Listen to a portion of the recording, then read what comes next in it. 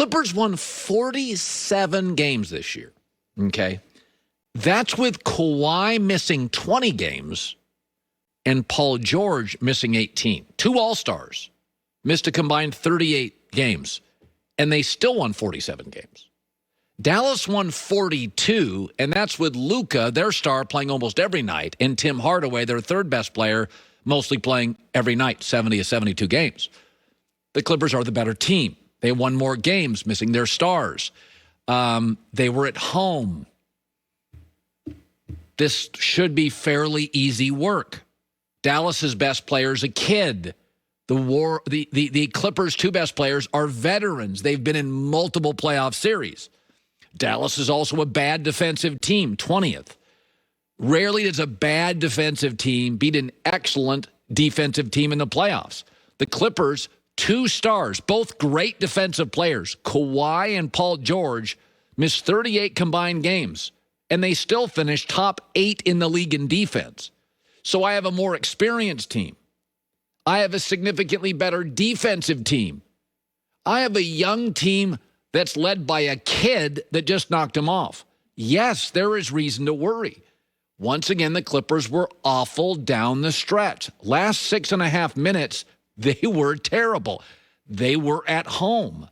This is the matchup they actually wanted. Remember, they bailed the last weekend. They sat all their stars because they wanted Dallas. By the way, Kawhi and Paul George were rested. This is also the game. The Lakers being down 0-1 is not the Clippers being down 0-1. Okay, Lakers were on the road. Okay, Clippers were at home, and the Clippers, off last year's disastrous bubble performance, this was the game to redeem themselves. This is why Ty Lue said, we want our guys healthy, we want them rested. Okay, here it is. What? 6.5 minutes left. Paul George said after the game, it's no big deal. I don't feel any pressure. Here is Paul George after the loss. We expect to play better. We expect to be more dialed in game two. We're not looking at it as just because of who we have. We're expected to win. And we got the same pressure as every team that's in this. It all comes down to who's the last team standing. And that's just the pressure every team goes through. It's no different than how we're approaching this. We got to be better for game two. And, I plan on this team bouncing back. It is not the same. Twice last year in the bubble. Just last year, the Lakers were down 0-1 and won a series. The Lakers have a history of overcoming, of winning championships. The Clippers do not. And I said this last week. There is a weight on the Clippers' shoulders, and it just got heavier. Steve Ballmer's the owner. Temperamental, big voice, high energy, really smart and demanding. Okay, he did not pay double for this franchise what the reported value is for 2 quick playoff exits with stars. And I said this last week. We've all had somebody in our family. We've worked with somebody where they walk in the room and everybody gets a little tense. Everybody's a little tense. There's a lot of pressure. This is the biggest staff in the NBA. It's the highest compensated. There's people on this executive staff with the Clippers 2 and 3 and 4 down that are making like way more than the NBA average. Steve Ballmer pays his people well, but he demands production. And this does not feel like everybody else. Miami's down 0-1. So what? They got to the finals. Pat Riley's got a trophy room. Eric Spoelstra's got multiple trophies. Heat being down as a slight underdog 0-1 is not the Clippers as a favorite at home with 2-star veterans off a lousy bubble being down 0-1. I don't buy it. It's all feels good. Nothing to see here. I think there's a lot to see, and it's potentially trouble. Joy Taylor with the news. No. Turn on the news. This is the Herd Line News. Well, it was a fun NBA weekend. The Nets got off to a slow start in Game 1 against the Celtics. Durant, Kyrie, and Harden were combined 5 for 20 in the first quarter. There were a lot of bad first quarters this weekend. A little bumpy out of the gate. Yeah. Missed all 9 3-point attempts in that period, but they got it together. They hit their stride in the second half. KD finished with 32 points and 12 rebounds. Kyrie scored 29, and Harden had 21 109-8 in the 104-93 win. This was only the 9th game that the Nets' big three have played together all season. So not terribly surprising that it was a little bumpy at first. Yeah. But this is what you expect from the Nets. Even if they have a quarter or a half like that, God. once they get to shooting, they can get right back in it, and then they're rolling. By the way, that ooh-ah was from KD hitting the deck. He hit the deck twice. That one looked painful. You know, it's funny. Years ago, you could hand check in the NBA, and then the league eliminated it.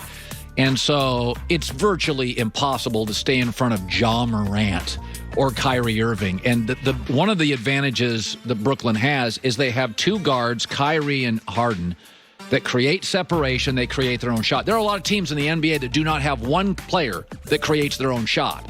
They have two guards that create their own shot. And without the hand check, I mean, you're just at their mercy. So this is a team that we question, Joy, their ability to protect the rim. Yeah. Their chemistry and their health. But you have a guard play with them that is, I mean, even as good as the Warriors backcourt, Steph and Clay. Clay's a catch and shoot guy. He's not really a create his own shot. Brooklyn's offense is not. That's not what worries me, because they can get a shot anytime, and a good shot anytime they want. Yeah, and it's, I don't expect this series to go long, and that's not necessarily this current Celtics problem. I mean, Jaylen Brown is out. That's huge. That's the series. You can't be losing stars at this point in the season. And, the Celtics have been kind of a strange team, very up and down all season anyway. So if you're going up against an offense like the Nets, you really want to be 100%. It's interesting you mentioned Jaylen Brown. If you had Jaylen Brown, Tatum could guard KD and be annoying. Jaylen Brown, excellent defender, to be honest, could kind of guard Harden and be annoying. And Marcus Smart could guard Kyrie and be annoying. It would still be a net series, but Jaylen Brown's loss, they just can't play they want to play. This could actually be a very competitive, it'd be a 5-game series, but the games would be ugly. But without Jaylen Brown, you're missing his scoring also. It's just not going to be, I think that's about as competitive a game as you'll see the rest of the series. Yeah. So Damian Lillard led the way for the Blazers' Game 1 win against the Nuggets. I have the Blazers winning this series. Sensational. He scored a team-high 34 points and made 5 of their 19 three-pointers. Portland's strong shooting behind the arc wasn't the only reason that they pulled off the 123-109 win over Denver. They also kept Jokic's assists down, which Lillard pointed to as a key for their success. When they're at their best, he's setting the table. He's dominating the game as a playmaker, and he's scoring. He's just kind of having his way. And, a guy that is as good as he is, an MVP candidate, the MVP in my opinion, you know that he's going to play well. You know that he's going to do what he does, but you got to try to take something away. Everybody's very out there with their MVP opinions lately. Well, maybe we should vote on it about it after the playoffs. I know. When they give the MVP is ridiculous as well. It's like the playoffs are over and everyone's mad about it because they usually aren't in the finals. Right. And it's like a whole thing.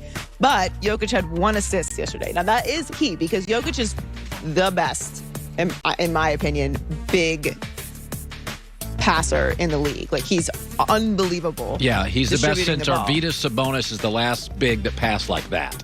Yes, so to hold him to 1 assist is the fewest assists in a game all season. Oh, wow. Is it really? Averaged wow. a career high for Jokic, 8.3. He averages 8.3 assists per game. So he's a point center. So that is significant that they were able to do that. Game 2 is tonight at 10 Eastern. So the Bucks held on in a close Game 1.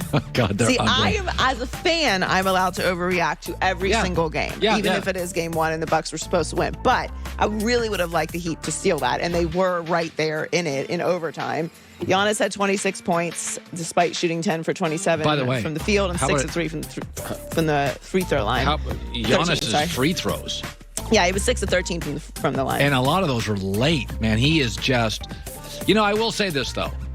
Again, this is what Milwaukee is, which is cross your fingers, Chris Middleton, and play great defense. I mean, Butler and Bam struggled. Well, Butler definitely struggled shooting, but he was still, in the end, he was the clutch. Like, he was the one that sent it to overtime. So that's what this was a very interesting game for both teams. Butler struggled, but it didn't matter because in the end, he was clutch when he needed to be. And Chris Middleton showed up, and that's really what the key is to winning games like this. Is if Giannis is not great from the free throw line, or you're lacking points here or there, you have another guy step up, and Chris Middleton did. He had the clutch moment game winner with less than a second to give Milwaukee the win, and had a huge game. So